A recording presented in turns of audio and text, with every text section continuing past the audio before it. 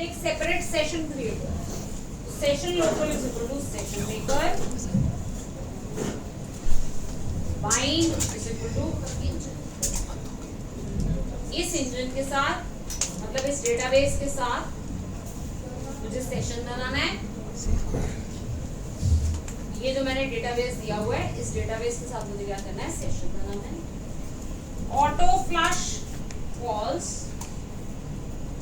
Auto commit false. मतलब ऐसा नहीं होना चाहिए कि मैंने रिकॉर्ड डाला साथ के साथ डेटाबेस में कमिट हो जाए, नहीं, मैं डालूं उसके बाद मैं एक्सप्लिसिटली कमिट करूं तो डेटा कमिट होना चाहिए, ठीक है। इसलिए हमने लिखा auto flush false, auto commit false. Directly changes नहीं होने चाहिए, पहले मैं चेंज करूं, चेंज करने के बाद मैं कमिट करूं तो डेटा कमिट होना चाहिए। ये हम इसलिए यूज करते हैं अगर मुझे साइमल्टेनियसली 2-3 टेबल्स में काम करना है। जैसे मुझे एक में से ट्रांजैक्शन करी, एक में से अमाउंट विथड्रॉ करना है और दूसरे में डालना है, तो मैं क्या करती हूँ, मैं पहले निकाल लूंगी, डाल लूंगी, फिर इकट्ठे कमिट चलाऊंगी ताकि दोनों में परमानेंट काम एक साथ, या तो दोनों का ही रोल बैक हो या तो दोनों का ही कमिट। इसलिए मैंने लिखा ऑटो कमिट फॉल्स, ठीक है, ताकि मुझे एक्सप्लिसिटली ईबी डॉट कमिट करना पड़े, कमिट करूं तो डेटाबेस में रिफ्लेक्शन, ठीक है। उसके बाद base is equal to declarative. ये Django ORM की क्लास है। जैसे आपके पास Django की फास्ट API की ये SQL alchemy.orm की क्लास है। ये किस चीज के लिए है, जैसे आपके पास Django डॉट मॉडल्स के अंदर मॉडल क्लास थी ना, आप अपना कोई भी मॉडल बनाते थे तो मॉडल से इनहेरिट करते थे। उस मॉडल में सेव अपडेट सब कुछ पहले से बना हुआ, आप सिर्फ अपना मॉडल बनाते थे और मॉडल डॉट सेव लिखते थे, डेटा सेव हो जाता। वैसे ही यहाँ पे डिक्लेरेटिव बेस क्लास है। इससे क्या होगा, जितनी भी आपकी मॉडल क्लासेस बनेंगी वो इस बेस क्लास से इनहेरिट करेंगी, उनमें सेव अपडेट ऐड वो सारे मेथड्स बाय डिफॉल्ट, ठीक है। इतना काम हुआ सिर्फ डेटाबेस के साथ। कनेक्शन का अभी बना नहीं कनेक्शन, अभी मैंने सिर्फ कनेक्शन करने का तरीका लिखा, डेटाबेस के साथ कनेक्ट करने का मैंने क्या किया है तरीका। अब मुझे सेकंड स्टेप करना है मॉडल। अब मुझे अपना मॉडल बनाना जिससे मेरा डेटाबेस में टेबल क्रिएट हो और फिर मेरा काम।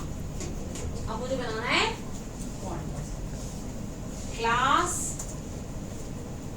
टू डू नाम की मैंने एक क्लास बनाई, टू डू लिस्ट के लिए बना रही हूँ मैं, तो मैंने क्लास टू डू नाम की एक क्लास बनाई। ये किससे इनहेरिट करेगी, बेस। ये बेस क्या देगा इसको से ऐड, सेव, अपडेट, डिलीट वो सारे मेथड्स देगा, ठीक है। क्लियर है। अंडरस्कोर टेबल नेम, टेबल का नाम क्या बनाना है, टू डू नाम का मैंने टेबल बनाना है। ये तो क्लास का नाम है ना। अंडरलाइन डेटाबेस में टेबल किस नाम से बने, इस नाम से मेरा डेटाबेस टेबल बने। उसमें कॉलम्स क्या रखने हैं, पहला कॉलम रखा आईडी, ठीक है। यहाँ पे मुझे स्ट्रक्चर देना है कि मुझे कॉलम्स कौन कौन से, इसके लिए एक सेकेंड इंपोर्ट कर लो from SQL alchemy, import column. Column के अंदर जो डेटा टाइप्स यूज होंगे, इंटीजर, बूलियन, स्ट्रिंग। अब मैं यहाँ पे अपना टेबल का स्ट्रक्चर, क्लास टू इनहेरिट कर रही है बेस क्लास से। पहला कॉलम आईडी, किस टाइप का, इंटीजर टाइप का। प्राइमरी की ट्रू, प्राइमरी की है ये इंडेक्स ट्रू। ये मेरा पहला कॉलम हो गया,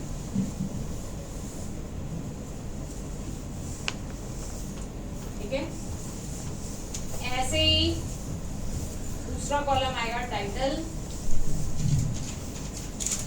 कॉलम स्ट्रिंग, सर्चिंग हो सकती है इस पे तो इंडेक्स लिख दो। दूसरा कॉलम आ गया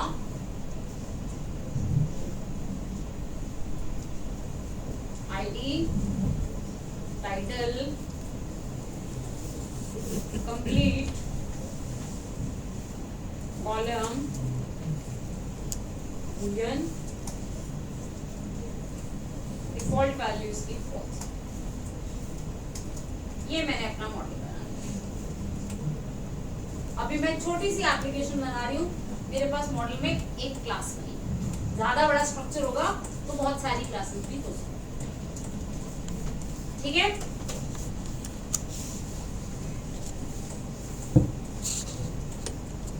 क्लियर है? मॉडल के बाद नेक्स्ट काम रहेगा सीरियलाइजर बनाने का, क्योंकि एपीआई से तो हमेशा जेसन आएगी और जेसन ही भेजनी होगी, तो मुझे क्या करना पड़ेगा, एक सीरियलाइजर बनाना पड़ेगा जो अगर इस क्लास का ऑब्जेक्ट आए तो उसे जेसन में कन्वर्ट कर सके, अगर जेसन आए उधर से तो इस क्लास के ऑब्जेक्ट में कन्वर्ट कर सके। वो सीरियलाइजेशन का काम हमने यहाँ पे करना है। तो फ्रॉम पाइडेंटिक फास्ट एपीआई के अंदर दो काम करता है, एक डेटा को वैलिडेट करता है और दूसरा सीरियलाइज करता है। डेटा की वैलिडेशन और डेटा की सीरियलाइजेशन दोनों काम कौन हैंडल करता है, पाइडेंटिक हैंडल। ठीक है, फर्स्ट टाइम काम कर रहे हो तो आपको हर चीज नहीं लग रही है, जब आप इस 2-3 एप्लीकेशन कराओगे फिर आपको क्लियर हो जाएगा कि ये इस चीज के लिए, ये इस चीज के लिए। कोई भी फ्रेमवर्क में आप जब काम करना स्टार्ट करते हो, फर्स्ट टाइम जब काम करते हो तो आपके लिए हर चीज मिलेगी, हर स्टेप में आओ। फिर जब आप उस फ्रेमवर्क में 2-3 बार काम कर लेते हो देन आपको पूरा अप्रोच क्लियर हो जाता है कि ये इसके लिए ऐसे काम। ठीक है, तो पाइडेंटिक हमारा दो काम करेगा, एक तो रिस्पॉन्स, रिक्वेस्ट को और रिस्पॉन्स को वैलिडेट भी करेगा कि आप सही डाल रहे हो कि नहीं डाल रहे हो, और दूसरा उसको सीरियलाइज भी करेगा। From Pydantic import this model, from Pydantic import this model। ठीक है, यहां मैंने क्लासेस बनानी है। पहली क्लास बनाई टू डू क्रिएट। देखो अब आपकी जो एंड पॉइंट्स होते हैं वो दो तरह के होते हैं, एक पोस्ट होता है, एक पुट होता है। इन दोनों का काम होता है डेटाबेस में अपडेट करने का। एक गेट होता है, गेट का काम होता है फेच करके देने का, और डिलीट भी मोर और लेस फेच करके रिमूव भी करता है। तो आपकी दो तरह की रिक्वेस्ट आएंगी, एक तो पोस्ट वाली रिक्वेस्ट आएंगी जिसमें आप इंफॉर्मेशन भेजोगे, जेसन भेजोगे, ठीक है। दूसरी रिक्वेस्ट आएंगी पोस्ट वाली, गेट वाली, जिसमें आप आईडी भेजोगे या कुछ भी नहीं भेजोगे और मेरे को सारे ऑब्जेक्ट्स उठा के आपको भेज दूंगी या एक ऑब्जेक्ट उठा के आपको भेज दूंगी। तो दो तरह की रिक्वेस्ट आएंगी, एक रिस्पॉन्स वाली जिसमें मैंने सब कुछ उठा के आपको भेजना है, एपीआई से सारा डेटा गेट करके मैंने भेजना है गेट वाले में, और दूसरी आएगी पोस्ट वाली जिसमें आप जेसन भेजोगे मुझे डेटाबेस में पुश करनी है। ठीक है, तो मैं यहाँ पे दो क्लासेस बनाऊंगी, एक क्रिएट को वैलिडेट करने के लिए और एक रिस्पॉन्स को वैलिडेट करेगा। ये वैलिडेट भी करेगा और सीरियलाइज भी करेगा। ठीक है, दोनों काम। क्लास टू डू क्रिएट ये कब यूज होगी, जब मैं पोस्ट वर्ब यूज करूंगी तब ये यूज होगी। जब आपकी वहां से जेसन आएगी और मुझे डेटाबेस में स्टोर करनी तब मैं इसे यूज करूंगी। ठीक है, class to do create base model से इनहेरिट, वैलिडेशन सीरियलाइजेशन सब इस बेस मॉडल से होगी। ये पाइडेंटिक की बनी बनाई क्लास है, इससे हमने क्या कर लिया, इनहेरिट कर लिया। ठीक है, अब आप सिर्फ यहाँ पे बताओ कि आपका कौन सा कॉलम है और किस टाइप का है ताकि मैं वैलिडेट कर सकूं। तो रिस्पॉन्स जब पोस्ट में आपके पास रिस्पॉन्स आएगा तो टाइटल आएगा, it should be a string. जो टाइटल कॉलम आए किस टाइप का होना चाहिए, स्ट्रिंग। आपने वैलिडेट करना है कि टाइटल आए और वो स्ट्रिंग टाइप। फिर आपके पास एक कंप्लीट आएगा कॉलम, वो बूल होना चाहिए। और उसमें डिफॉल्ट वैल्यू फॉल्स होगी। एक कॉलम आएगा कंप्लीट, बाय डिफॉल्ट वो क्या होना चाहिए, मूल होना चाहिए, और उसमें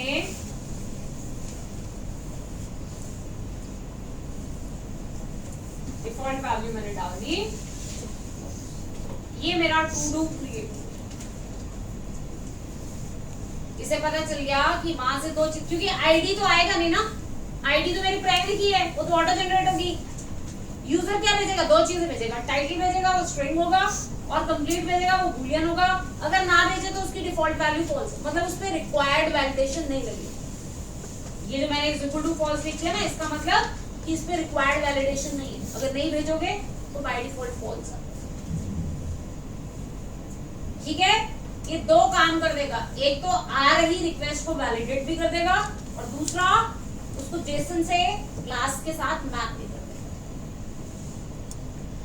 ठीक है, अब दूसरी क्लास बनाएंगे, क्लास टू डू रिस्पॉन्स। जब मैंने गेट करके भेजने हैं तो क्लास यूज होगी टू डू रिस्पॉन्स। इसको मैंने इनहेरिट कर लिया टू डू क्रिएट से, टू डू क्रिएट से मैंने इनहेरिट किया। मतलब इसमें ये तो इंफॉर्मेशन पहले से ही आ गई कि टाइटल स्ट्रिंग है, आईडी बूलियन है। इसमें और एक चीज मुझे क्या भेजनी है, आईडी भेजनी। दो चीजें तो यही से आ रही है ना, टाइटल और कंप्लीट। रिस्पॉन्स में तीन चीजें जानी है, आईडी, टाइटल, कंप्लीट। टाइटल और कंप्लीट तो टू डू क्रिएट से ही आ गया। आईडी मैं यहां से बोल देती हूँ कि आईडी क्या होगा,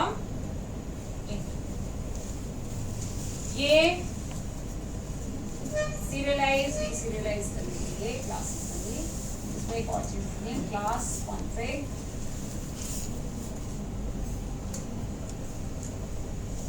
class config from attributes is equal to. ये किस लिए लिखा कि जेसन से क्लास के ऑब्जेक्ट्स बन सके, जेसन से क्लास के ऑब्जेक्ट्स मैप हो सके, उसके लिए हमने लिखा class config from attributes. Class तो डिक्शनरी की तरह आती है ना, उस डिक्शनरी को ये मॉडल के साथ मैप कर सके, उसके लिए लिखते हैं class config from underscore attributes. इतना काम मेरा हो गया सीरियलाइजर वाला। ठीक है, अभी तक मैंने क्या किया, अभी तक मैंने डेटाबेस से कैसे कनेक्ट करना है ये इन्फॉर्मेशन लिखी। अभी तक मैंने कनेक्ट नहीं किया, सिर्फ मैंने इन्फॉर्मेशन लिखी कि ऐसे ऐसे कनेक्ट। उसके बाद मैंने मॉडल बनाया, क्योंकि मेरा एक ही टेबल है तो मैंने एक ही मॉडल क्लास बनाई। एक टेबल के लिए दो ही तरह के मेरे पास काम होंगे, या तो वो क्रिएट होगा या तो उसका रिस्पॉन्स जाएगा। तो ये मैंने उसको वैलिडेट और सीरियलाइज करने के लिए सीरियलाइज। अब ये सारा डेटाबेस में एक्चुअली हो जाए, जैसे हम कहते हैं माइग्रेशन और माइग्रेट। माइग्रेट से बनता है ना डेटाबेस में, यहाँ पे कैसे बनता है, बेस, बेस क्या, ये जो डिक्लेरेटिव बेस, ये जो मैंने बनाया बेस डॉट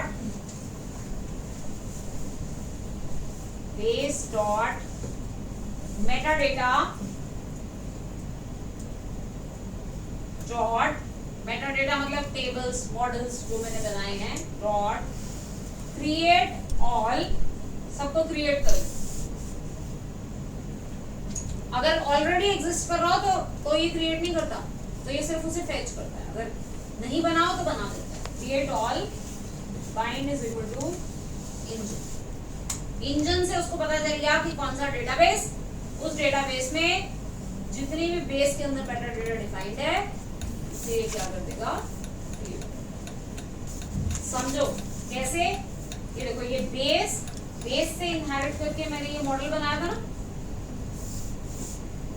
बेस से ही इनहेरिट करके मैंने मॉडल बनाया था। तो बेस डॉट मेटाडेटा, बेस के मेटाडेटा में टू डू मॉडल आ चुका है। डॉट क्रिएट, उसे क्रिएट करे कहां पे, bind is equal to engine, मतलब इस डेटाबेस के अंदर। SQLite आपके प्रोजेक्ट के अंदर todos.db नाम के डेटाबेस के अंदर। मैंने डेटाबेस बनाया नहीं है, अपने अपने आप ये बनाएगा, अपने आप ये क्या करेगा, काम करेगा।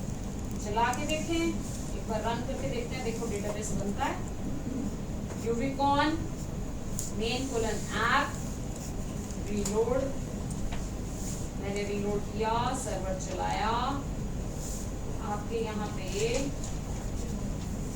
जैसे मैं इसको रन करूँ, आपके यहाँ पे ये todos.db डेटाबेस बन गया। ब्राउजर में इसको खोल के देखो, डीबी ब्राउजर में इसके अंदर टेबल बन गया होगा।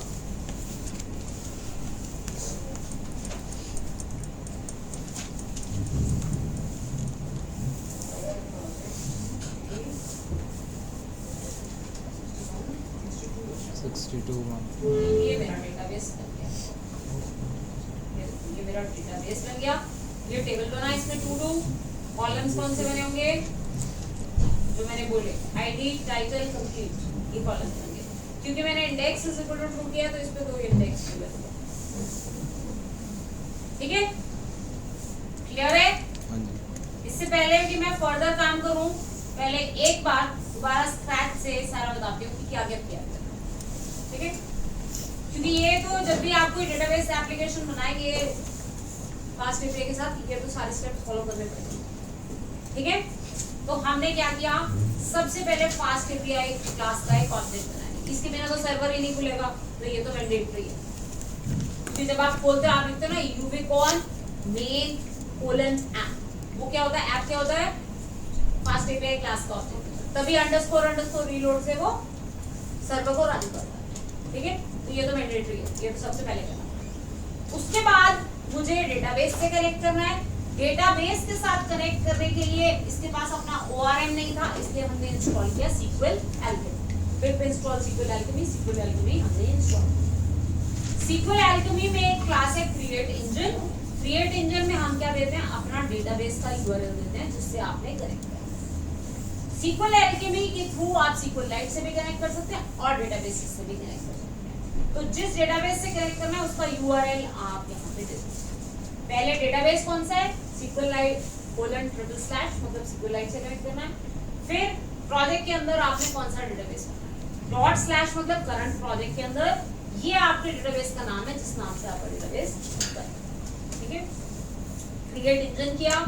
कनेक्ट आर्ग्स में ये लिखना, कनेक्शन बनाते समय आर्गुमेंट्स में चेक सेम थ्रेड : फॉल्स लिखना जरूरी है। अभी अगर मैं ऐसे रन करूंगी तो इसके बिना भी चल जाएगा, पर जब मैं इसे प्रोडक्शन में डालूंगी, पोस्टमैन के थ्रू कॉल करूंगी, बाहर से किसी और एप्लीकेशन के थ्रू एपीआई के एंड पॉइंट को हिट करूंगी, तो वो एप्लीकेशन और आपकी एप्लीकेशन का थ्रेड सेम नहीं हो। बाय डिफॉल्ट SQLite में सेम थ्रेड में ही काम होता है, तो इसलिए ये लिखना कि चेक सेम थ्रेड फॉल्स ये जरूरी है, नहीं तो डेटाबेस के साथ कनेक्ट नहीं होता है। ठीक है, क्लियर है? अब क्योंकि इस एपीआई को मल्टीपल यूजर्स मल्टीपल टाइम पे हिट कर रहे होंगे, तो अलग अलग यूजर्स का अलग अलग सेशन मेंटेन करने के लिए हमारे पास SQL Alchemy.orm में क्लास है सेशन में। ठीक है, सेशन बनाएगा इस डेटाबेस के साथ, bind = इंजन में जो डेटाबेस कनेक्ट किया इसके साथ, auto flush false, auto commit false, ताकि ट्रांजैक्शन को हम मैनेज कर सके, खुद काम करके फाइनली कमिट करें, तभी हमारा डेटा परमानेंट। ठीक है, उसको लिखना है। उसके बाद ये बड़ी इंपॉर्टेंट क्लास है बेस = डिक्लेरेटिव बेस, क्योंकि डिक्लेरेटिव बेस जो क्लास है इसके अंदर मॉडल्स का सारा काम चल रहा है। मॉडल से डेटाबेस के साथ सेव कैसे करना है, डेटाबेस में अपडेट कैसे करना है, डेटाबेस से डिलीट कैसे करना है, वो सब बेस से चल रहा है। ये इक्विवेलेंट है आपकी जो Django.models.model क्लास है ना, उसके इक्विवेलेंट क्लास है। ठीक है, डिक्लेरेटिव बेस। ठीक है, अब मैंने इतना काम कर दिया, इतने से मैंने सिर्फ ये बता दिया कि डेटाबेस के साथ कैसे कनेक्ट। अब मुझे क्या बनाना है, मॉडल बनाना है, ताकि मेरा पीछे बैकग्राउंड में डेटाबेस बन सके। तो मैंने क्लास to-do मॉडल बनाया, मॉडल से इनहेरिट होना चाहिए, इसलिए मैंने बेस से इसको क्या कर दिया, जरूरी है। बेस से इनहेरिट नहीं करोगे तो इसको नहीं पता चलेगा ऐड कैसे अपडेट कैसे करना, वो नहीं पता चलेगा। टेबल का नाम, किस नाम से टेबल बनाना है? Database table. टेबल में कॉलम्स कौन कौन से लेने हैं, वो सारे कंस्ट्रेंट्स ये मैंने अपना मॉडल डिफाइन किया, ठीक है। अब जब यूजर एपीआई का पोस्ट वर्ब यूज करेगा, वहां से जेसन भेजेगा, तो बैकग्राउंड में डेटा कहां स्टोर होगा? इस टेबल में, ठीक है। अब उसके बाद अगली चीज एपीआई बनाने के लिए क्या चाहिए? सीरियलाइजर चाहिए, क्योंकि वहां से तो आएगी जेसन। जेसन को मुझे क्लास के ऑब्जेक्ट में कन्वर्ट करना है, ऑब्जेक्ट में कन्वर्ट करके फिर डेटाबेस में स्टोर करना है, तो उसके लिए मुझे चाहिए सीरियलाइजर। तो सीरियलाइजर के लिए मैंने पाइडेंटिक यूज किया। From Pydantic import base model. Base model में लिखा हुआ है कि सीरियलाइज डीसीरियलाइज कैसे करना है और वैलिडेट कैसे करना है, ठीक है। अब जो मेरी यूजर की रिक्वेस्ट आएंगी वो दो तरह की आएंगी, या तो वो डेटाबेस में कुछ डालने वाली रिक्वेस्ट आएगी या डेटाबेस से फेच करने वाली रिक्वेस्ट आएगी। अगर डालने वाली आए तो मैंने बोला क्लास टू डू क्रिएट। ये टू डू क्रिएट जो क्लास है ये मेरी सीरियलाइजर क्लास है, कि जब भी मुझे डेटाबेस में डेटा पुश करना होगा तो मेरी ये सीरियलाइजर क्लास, ठीक है। इनहेरिट किया बेस मॉडल से, क्योंकि बेस मॉडल में ही सारा सीरियलाइजर का काम। यहां मैंने बता दिया कौन कौन से कॉलम्स होंगे। टाइटल होगा, कंप्लीट होगा, टाइटल स्ट्रिंग होगा, और क्योंकि इसकी कोई डिफॉल्ट वैल्यू नहीं है तो ये रिक्वायर्ड होगा। दूसरा कॉलम कंप्लीट, ये बूलियन होगा और इसकी डिफॉल्ट वैल्यू फॉल्स है तो ये ऑप्शनल होगा। आप देखोगे कि जब ये स्वैगर के थ्रू डॉक्स बनाएगा, डॉक्यूमेंटेशन बनाएगा, तो वहां ये सारा कुछ लिखेगा कि ये कॉलम इस टाइप का है, ये मैंडेटरी है, ये कॉलम इस टाइप का है, ये ऑप्शनल है, सारा कुछ डॉक्यूमेंटेशन में ही खुद लिखेगा, ठीक है। अब ये आ गया class to do response. Response मतलब जब मैंने फेच करके जितनी मेरी टू डू लिस्ट है सारी भेजनी है, तब रिस्पॉन्स मिलेगा। इनहेरिट कर लिया मैंने टू डू क्रिएट से, ताकि इसमें ये वाली वैलिडेशन ऑटोमेटिकली आ जाए, टाइटल और कंप्लीट ये ऑटोमेटिकली आ जाए। तीसरा कॉलम मेरा कौन सा है? आईडी, वो इंटीजर, क्योंकि जब आप फेच करोगे, फेच में तो मुझे आईडी भी दिखाना है, टाइटल भी दिखाना है, कंप्लीट भी दिखाना है, ठीक है। तो ये मैंने ID class conflict from attributes, ताकि जब डिक्शनरी आए तो ये डिक्शनरी को सीरियलाइज करके क्लास का ऑब्जेक्ट बना दे, तो क्लास का ऑब्जेक्ट आए तो ये उसे सीरियलाइज करके डिक्शनरी, उसके लिए क्लास का, ठीक है। और उसके बाद base dot metadata dot create all. Base हमारी डिक्लेरेटिव बेस क्लास जो ये हमने बनाई थी, मैंने इसे बोला इसके अंदर जो मेटाडेटा बना है, इसके अंदर क्या मेटाडेटा बना है? ये मॉडल बना है। डॉट क्रिएट ऑल, इसको क्रिएट कर दें, और कौन से इंजन से बाइंड करना है? जो डेटाबेस यूआरएल मैंने दिया है। इसीलिए इतना चलाने पे मेरे पास क्या हो गया? डेटाबेस बन गया, डेटाबेस में टेबल, ठीक है। अब इसके बाद अगला काम स्टार्ट, इसके बाद मेरा अगला काम स्टार्ट। अब एक और काम करके मैं डेफ गेट डीबी, ये फंक्शन है डेटाबेस के साथ कनेक्ट करने के लिए, डेटाबेस के साथ कनेक्शन एस्टैब्लिश करने के लिए। जब भी आप गेट पोस्ट कोई भी एपीआई एंडपॉइंट चलाओगे तो डेटाबेस के साथ कनेक्ट करना पड़ेगा, तो उसके लिए def get DB, db is equal to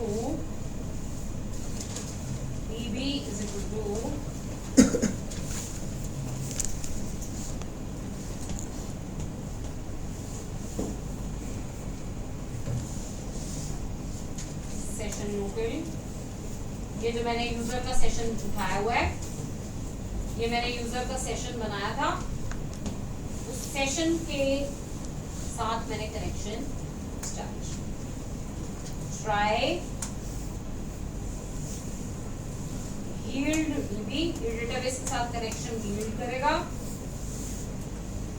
finally yield dB क्या करता है? डेटाबेस के साथ कनेक्शन एस्टैब्लिश करता है। अगर एरर आए तो क्या हो? Database connection. इतने से हर बार जब आप कोई एपीआई एंडपॉइंट हिट करोगे तो ये क्या करेगा?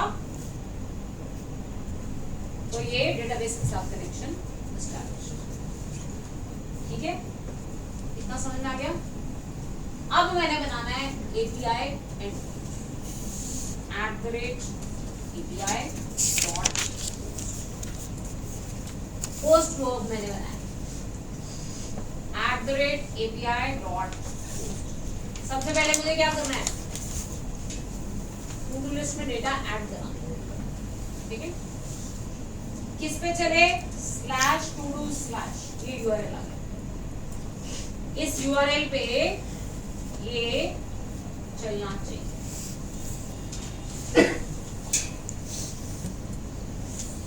रिस्पॉन्स मॉडल, रिस्पॉन्स कैसा भेजना है मैंने, टू डू रिस्पॉन्स, जो मैंने अपनी सीरियलाइजर बनाया है, ये जेसन बनाएगा ना टू डू रिस्पॉन्स, ऐसा जेसन बना के मुझे वापस रिस्पॉन्स मॉडल,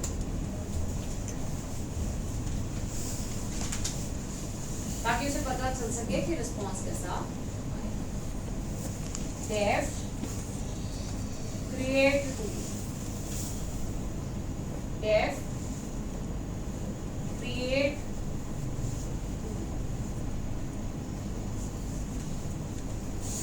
क्या करना है ये, यहाँ पे मैंने, आपने वहां से जेसन में भेजना है, टाइटल दिस कंप्लीट कॉल्स, मुझे क्या करना है, डेटाबेस में एंट्री स्टोर करनी है, ठीक है।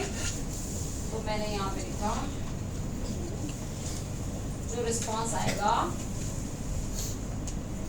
उसे वैलिडेट किससे करना है, टू डू क्रिएट से। ये रिस्पॉन्स आएगा, इसको किसके साथ वैलिडेट करना है आपने, टू डू क्रिएट, ये जो मैंने पाइडेंटिक के अंदर ये क्लास बनाई है टू डू क्रिएट, इससे वैलिडेट करना है, ठीक है, इससे वैलिडेट करना है।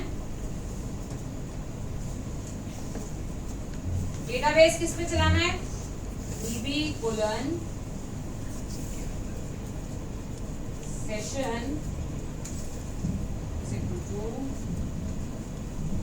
डिपेंड्स, एक सेकेंड मुझे एक दो वो इंपोर्ट करने की क्लासेस,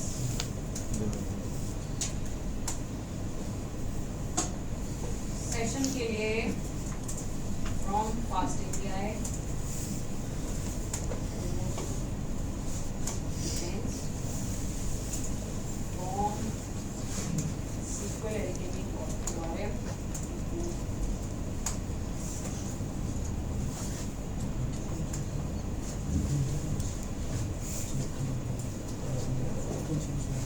ये मैंने अभी मैंने यहाँ पे कोड सिर्फ पास लिख दिया, इसके आगे का कोड नहीं करा रही, सिर्फ इतना बता रही हूँ, एंड पॉइंट बता रही हूँ।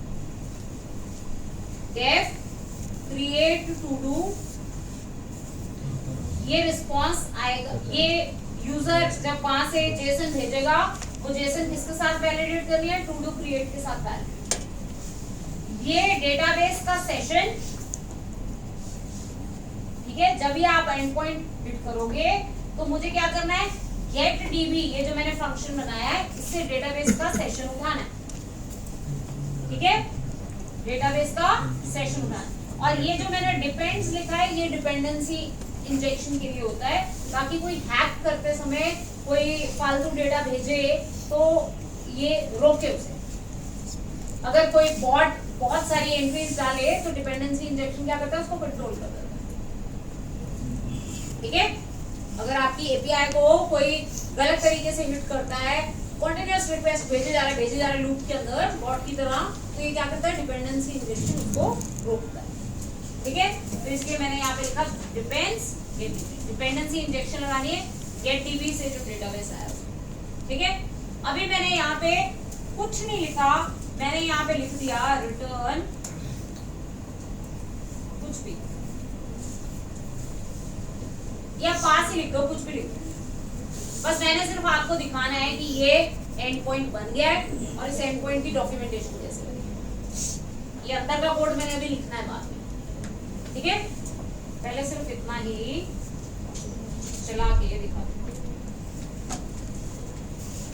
इतने से मैंने एक एंड पॉइंट बना, टर्मिनल पे जाके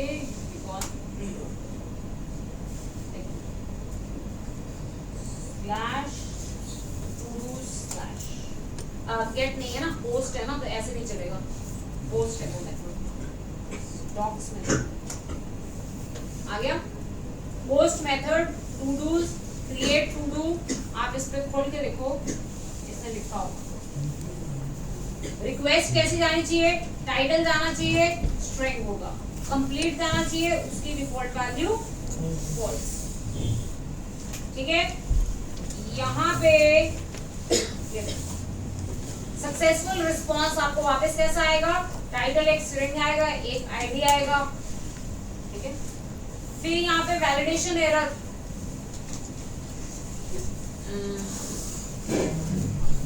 फिर नीचे आप देखो यहाँ पे सारे स्कीमास डिफाइंड है। टू डू क्रिएट में टाइटल जो है वो स्ट्रिंग है, मैंडेटरी है, रेड स्टार आ रहा है, कंप्लीट जो है वो फॉल्स है। ठीक है, ऐसे रिस्पॉन्स कैसा आएगा, रिस्पॉन्स में आईडी, टाइटल, कंप्लीट, ये तीन चीजें आएंगी। वैलिडेशन एरर्स, जो आपके वैलिडेशन एरर्स डिफाइंड होंगे,